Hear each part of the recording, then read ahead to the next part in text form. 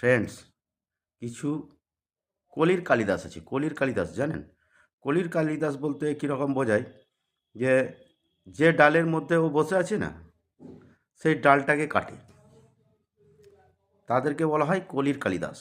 তো আমাদের সমাজে অনেক কলির কালিদাস আছে। সেই কলির কলির কালিদাসদের থেকে আমাদেরকে বাঁচতে হবে।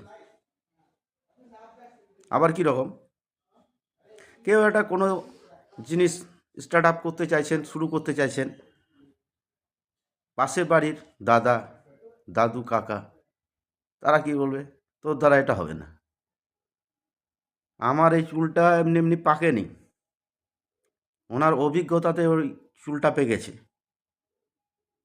আমি বলবো, দাদু, কাকা, আপনার তো চুলটা পেকে গেছে, তাহলে আপনার বাড়ির সামনে নিশ্চয়ই একটা মার্সিডিজ বেঞ্চও থাকা দরকার।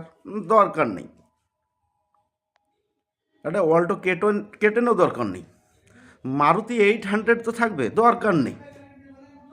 একটা রয়্যাল এনফিল্ড তো থাকবে, ওটাও দরকার নেই। একটা স্প্লেন্ডার তো থাকবে বাড়ির সামনে।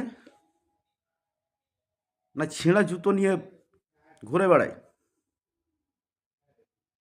সেই সব কালিদাসের থেকে একটু সাবধান, যাদের অভিজ্ঞতায় চুল পেকে গেছে, তারা সবই জানে। কি জানে না, কিসের প্রতি নলেজ নেই, ওটা ভারতবর্ষে ঘেটে দিয়েছে, যে ঘরে এখন বসে আছে। তাদের থেকে সাবধান। আপনি যেটা জানেন, আপনি সেটাই ঠিক, আপনি পারফেক্ট।